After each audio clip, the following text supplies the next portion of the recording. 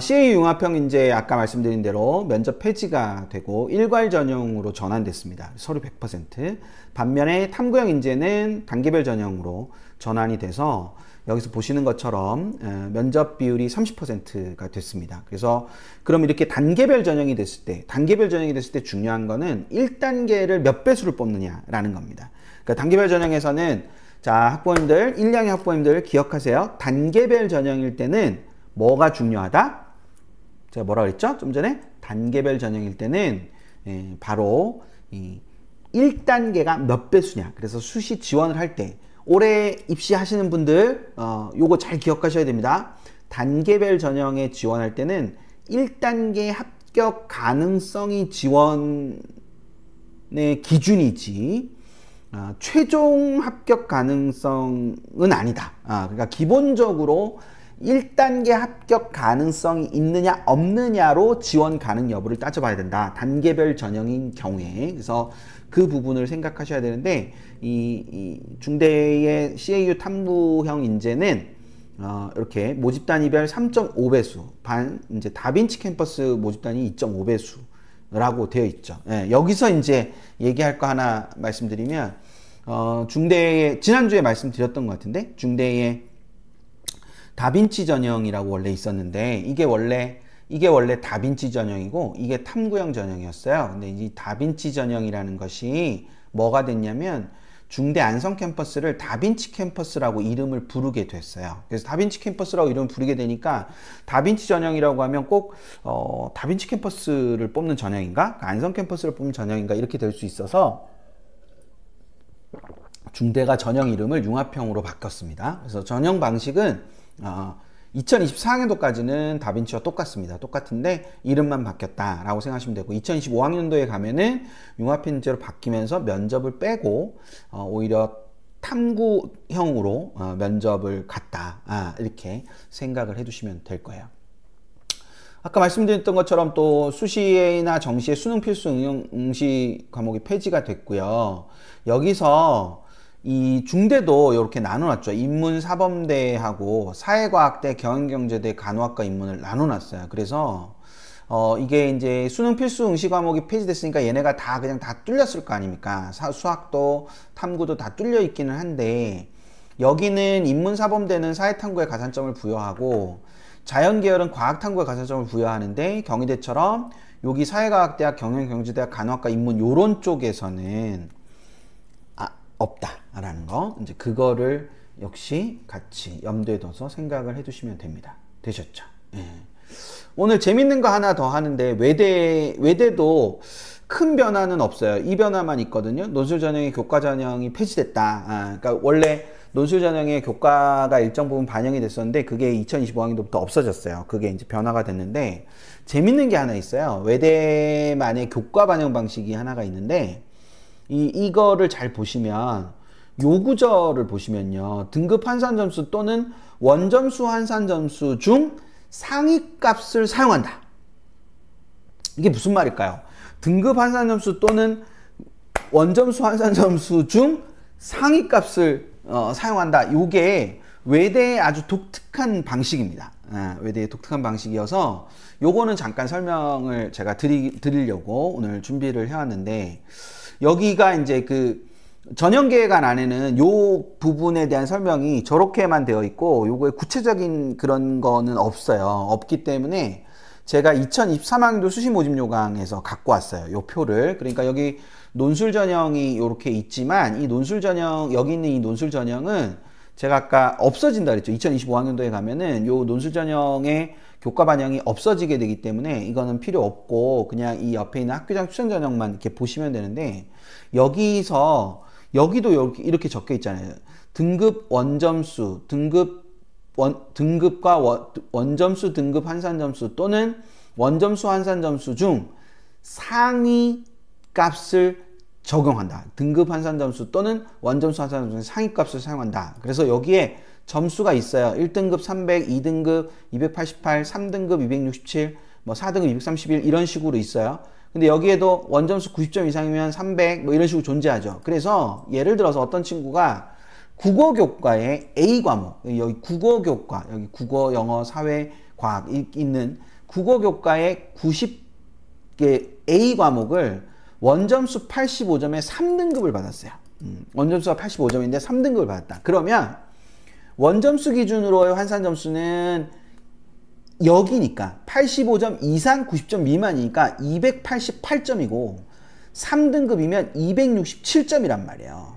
등급 기준으로 하면. 그러면 당연히 288점이 더 좋지 않습니까? 그러면 이 친구가 최종적으로 반영한 점수는 288점이다. 아, 세상 어디 이렇게 친절한 설명이 있을까요? 자, 이렇게 해서 최종 반영 점수가 288점이 돼서 외대를 환산 점수를 뽑아보면 많은 친구들이 좋아집니다. 되셨죠? 많은 친구들이 이 점수가 자기 기준 점수보다 좀 좋아져요. 그래서 좀 과평가가 돼 있는 그런 학생부 추천, 학교장 추천 전형들이 이 외대에는 조금 과평가가 돼 있으니까 그 부분을 가지고 생각을 좀 해둘 필요가 있다. 그래서 이게 그 부분에서 전체적으로 이게 이제 좀 전통적인 외대만의 방식이죠. 그래서 뭐 그거를 같이 생각을 해 두시면 될 거다라는 점, 그거를 하나 생각해 두시면 되고요. 또 변화가 많은 이제 한양대. 한양대가 엄청 큰 시도를 했어요. 제가 보기에는 엄청 큰 시도를 했습니다. 그래서 그 시도는 첫 번째는 학주 전형을 분리했어요. 학주 전형을 교과 전형과 종합 전형으로 분리를 했습니다. 그러니까 학교장 추천을 받아야 되는 건 똑같은데 교과 전형도 있고 종합 전형도 있다. 그래서 학교장 추천 전형을 교과 전형과 종합 전형으로 분리해 줬다라는 거. 학종도 분리를 했어요. 서류형과 면접형으로. 아, 이거 변화가 많죠. 한양대가 뭐 그런 거 잘 안 했는데 왜 이렇게 변화가 많은지 잘 모르겠어요. 그래서 변화를 했습니다. 변화를 했는데 그래서 표를 보면 이렇게 됐어요. 그러니까 학생부 교과 지역균형 발전 전형은 폐지가 됐고 학생부 종합 일반 전형도 폐지가 됐다. 그래서 학생부 교과 추천형과 학생부 종합 추천형이 생겼고 학생부 종합 서류형과 학생부 종합 면접형이 생겼다. 그러니까 학생부 종합 전형이 3개가 된 거예요.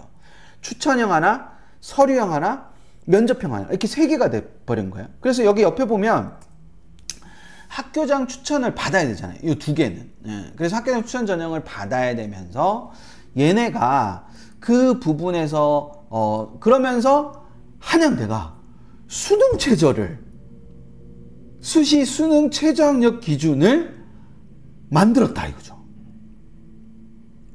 놀라운 변화지 않습니까? 어떻게 한양대가 이때까지 없었다가 이걸 수능 최저를 만든. 수능 최저 얼마냐? 수능 최저 여기 3개 등급합 7. 오, 셉니다. 3개 등급합 7.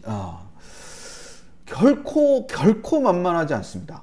그래서 이 부분이 변화가 된 겁니다. 그 와중에 의대는 3개 등급합 4.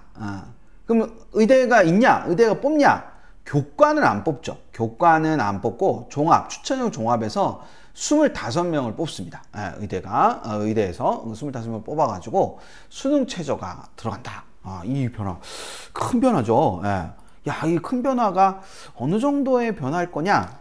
그래서 제가 준비했죠. 멋지지 않습니까? 인원이 여기 옆에 이렇게 탁 학생부 교과로 327명 추천형으로 학생부 종합 추천형으로 156명. 이 156명 중에 의대가 25명. 엄청 많은 거예요. 그러니까. 그리고 학생부 종합의 서류형은 737명. 그리고 학생부 종합 면접형은 29명. 이상한 게 2개가 있을 텐데 요거를 딱 봤을 때 이상한 게 2가지가 있으실 텐데 없으실라나? 이 괄호는 뭐예요? 그쵸? 이 괄호는 그 채용조건형 계약학과가 정원외예요. 그래서 그 정원외가 6명, 22명이 들어가 있는 겁니다. 반도체공학과. 그래서 여기 6명, 여기 22명. 요 부분이 이제 변화가 생기는. 그러니까 이게 따로 떨어져 있어가지고 저게 들어가 있다. 그 정원외 인원이다라는 거. 또 하나 이상한 거는 얘네 왜 이렇게 적어요? 29명? 얘네 왜 이렇게 적지? 왜 이렇게 적지? 이런 생각이 들어야 되시지 않나요? 저 29명이면은 모집 단위가 몇 개일까? 이런 게 궁금하셔야 되잖아요. 그쵸? 예, 29명밖에 안 뽑는데. 허기야, 뭐, 게페르트 국제학부는 아까 5명이었는데, 이 29명은 뭐지? 뭐 이런 생각이 든단 말이에요. 29명은 사범대입니다. 사범대. 그러니까 사범대는 서류형만으로 안 되겠고, 면접을 봐야 되겠다. 면접형을 분리한다. 이런 겁니다. 그래서 이 29명이 사범 계열이어서 면접 20%가 들어가는 전형이다. 이렇게 되는 겁니다. 이 듣고 보면 좀 납득이 되긴 하죠. 예, 아까 그 김유정님 말씀하신 것처럼 기발하죠. 입학처 관계 계신 분들이 정말 생각을 많이 하십니다. 생각을 많이 하시고 이런 변화들이 있다. 요게 이제 학생부 위주 전형에 변화가 좀 생기는 거죠. 요게 학종이 이렇게 3개니까요. 학종이 추천형, 서류형, 면접형이니까 이 3개는 중복 지원이 안 돼요. 이 셋 중에 하나만 써야 됩니다. 근데 요거는 교과니까 얘랑 얘네는 이렇게 따로 분리가 되죠. 2번 중복 지원이 되지만 얘네 3개는 중복 지원이 안 된다라는 거. 이제 그거를 참고로 같이 생각을 해주시면 됩니다. 아직 안 끝났어요, 한양대. 또 하나, 논술 전형 모집 인원이 많이 줄었습니다. 심지어 선발하지 않는 모집 단위도 생깁니다. 그러니까 논술 전형이 인원이 줄고 뭐 60명 정도가 주는 건데 60명 정도가 주는 게 거의 4분의 1 정도가 주는 거라서 꽤 많이 주는 거예요. 그래서 이 236명에서 174명이 되는 거라서 꽤 많이 주는 겁니다. 25% 정도가 감소되는 거기 때문에 좀 많이 주는 거고, 심지어 좀 전에 말씀드렸던 것처럼 이 학과들 뭐 전기생체나 뭐 에너지공학, 유기나노, 그다음 국교, 행정, 뭐 이런 원자력 이런 쪽에는 아예 모집을 하지 않습니다. 아예 모집을 하지 않기 때문에 이것도 좀 큰 변화라고 볼 수 있죠. 네, 큰 변화가 되는 거고, 진로선택 과목, 학주에서 진로선택 과목을 정량평가하던 걸 정성평가하는 걸로 또 바꿨어요. 그래서 정량평가해서 하던 거를 정성평가로 좀 바꿨으니까 그거 하나 하고, 그 다음에 정시 수능 계열을 이 정시 수능에 있어서 계열의 영역별 반영 비율을 변경을 합니다. 그래서 수능 영역별 반영 비율을 변경을 한다. 반영 비율 변경을 한다라는 그 부분을 이제 생각을 하나 해두시면 됩니다. 그래서 요거는 이제 혹시 몰라서 제가 이렇게 해놨습니다. 여기 보시면 이제 자연 계열에서 국어 반영 비율이 5% 늘고 수학도 5% 늘어요. 그러니까 탐구가 25%로 줄어들죠. 35%에서. 이게 이제 사과탐을 트는 효과 때문에 그런 것 같고, 인문 모집 단위에서도 국어가 35%가 되고요. 그리고 탐구가 25%로 줄어요. 그래서 상경이 수학이 40%로 컸거든요. 네, 수학이랑 국어가 35, 35로 같아져요. 요런 변화들이 좀 있습니다. 이런 변화들이 있으니까 그걸 같이 생각을 해두시면 될 거예요. 그러니까 이게 가산점은 사용하지 않고 저 영역별 반영 비율을 저렇게 바꿈으로써 약간 좀 그런 앞에 국수 중심의 그런 모집을 하고 싶다라는 그런 견해를 펼친 것이다 라고 보시면 될 것 같습니다. 홍대는 이제 한양대 변화 많았죠. 홍대는 변화 거의 없습니다. 변화 없기 때문에 제가 그냥 아무것도 안 하고 넘어가기 좀 그래가지고 논술 전형에서 학생부 반영의 특징을 잠깐만 보면, 논술 전형에서 학생부 반영을 이렇게 합니다. 그래서 국수형 국어, 영어, 수학하고 사과 중에선 택 하나다. 근데 여기 옆에 보면은 반영 교과군의 각 교과별 상위 3과목씩 12과목을 반영을 한다는 거죠. 그러니까 국어 셋, 영어 셋, 수학 셋, 9과목. 그리고 사회든 과학이든 3개 해서 12개만 한다는 거예요. 그러니까 국어에서 어떤 친구가 4, 4다. 그러면 5과목을 들었는데, 국어에서 5과목 들었는데 4, 4로 결과가 나왔다. 그러면 2만 들어가고 4, 4는 안 들어간다는 거예요. 상위 3개의 과목만. 그러니까 교과별로 3개 과목만 이렇게 들어간다라는 거. 이제 그걸 생각을 해주시면 되고, 석차 등급만 들어가기 때문에 석차 등급 있는 과목만 반영한다. 그러면 여기 있는 택, 사회과학 중에 택은 뭐냐? 여기 보시면 이수 단위 합이 큰 교과를 자동 반영한다. 그러니까 어떤 친구가 과학을 많이 들었다 그러면 과학의 이수 단위가 클 거 아닙니까? 그럼 그 과학의 이수 단위를 사용하는 거예요. 그 친구가 인문계열로 지원하든 자연계열로 지원하든 그냥 과학을 써주는 거고, 사회가 이수 단위가 많다 그러면 사회를 써주는 거고, 이렇게 하는 겁니다. 그래서 그 부분이 좀 이제 다른 대학에서는 잘 발견하기 힘든 구절 중에 하나이기 때문에 제가 설명을 좀 드렸고, 그리고 이 밑에 보면 2022년 2월 이전 2월 포함 졸업자, 그러니까 작년 2월에 졸업한 친구들이죠. 그러니까 2025학년도 기준으로는 3수생이죠. 5년 졸업, 4년 졸업, 3년 졸업, 4수생부터는 논술고사 점수를 이용해서 산출한다. 논술고사 점수를 이용해서 산출한다. 요것도 이제 설명이 필요해서 제가 말씀드리는 건데, 요런 걸 비교 내신이라 그래요. 그러니까 고등학교를 졸업한 지 오래된 친구들을 고등학교 때의 성적을 가지고 평가한다는 건 어떤 면에서는 불평등한 거 또는 불합리한 것일 수 있다라고 생각을 하는 거죠.